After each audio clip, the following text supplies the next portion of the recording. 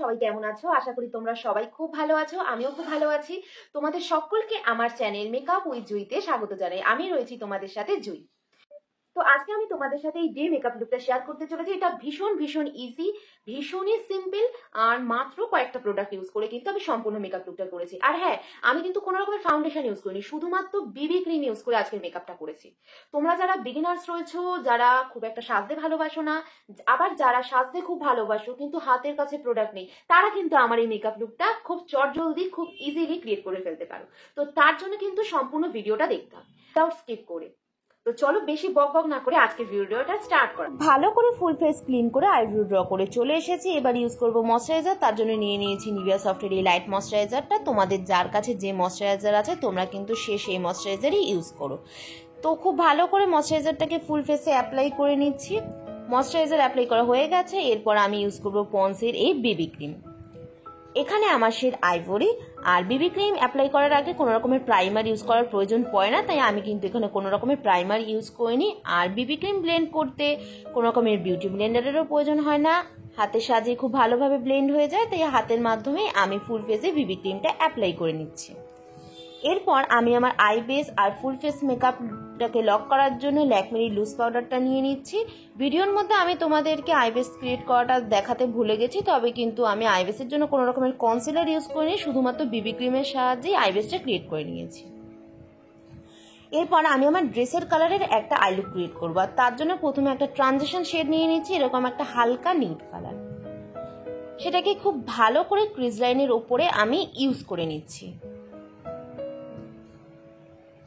এরপর আমি আমার ড্রেসের কালারের একটা শিমার শেড নিয়ে নেব, আর সেটাকেই আমি খুব ভালো করে আইলিডের ওপর অ্যাপ্লাই করছি। দেখো আমি কিন্তু এখানে কোনো রকমের ব্রাশ ইউজ করছি না, শুধুমাত্র আঙুলের সাহায্যেই আমি শিমার শেডটাকে অ্যাপ্লাই করছি। আর যেহেতু এটা একটা ডে মেকআপ লুক, তাই জন্য আমি খুব বেশি ডিপ করছি না আই লুকটাকে।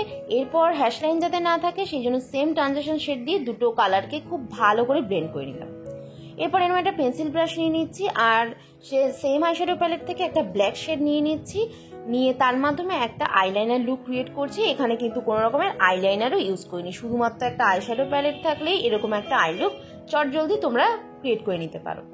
এরপর কাজল হিসাবে নিচ্ছি মেবলিনের এই কাজল। তোমাদের যার কাছে যে কাজল রয়েছে তোমরা সেটাই ইউজ করবে। এরপর আমি একটা লিপ অ্যান্ড চিক টিন্ট নিয়ে নিচ্ছি, এটা জাস্ট হার্বসের। এখানে আমার শেড 05 সফটনিং।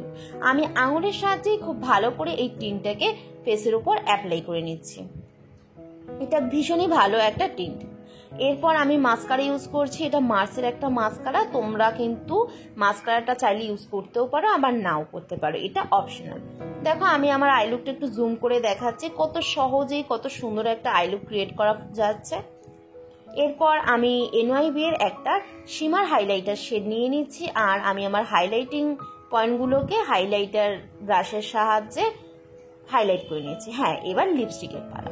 আর তার জন্য আমি ব্লাশিজের একটা নিউড লিপস্টিক নিয়ে নিয়েছি, এটাকে আমি লিপস্টিক হিসাবে লিপের উপর অ্যাপ্লাই করে নিলাম।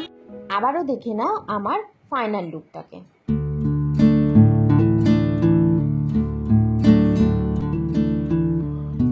অনেকেই আছো আমার ভিডিও দেখছো কিন্তু কেউ লাইক শেয়ার সাবস্ক্রাইব করছো না। তোমরা আরো বেশি করে সাবস্ক্রাইব করো, যাতে আমি ভিডিও বানাতে আরো বেশি উৎসাহিত হই।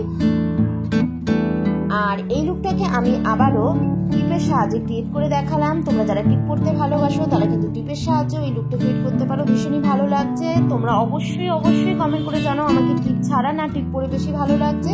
আর লাইক শেয়ার সাবস্ক্রাইব করতে কেউ ভুলো না। দেখা হচ্ছে নেক্সট ভিডিওতে।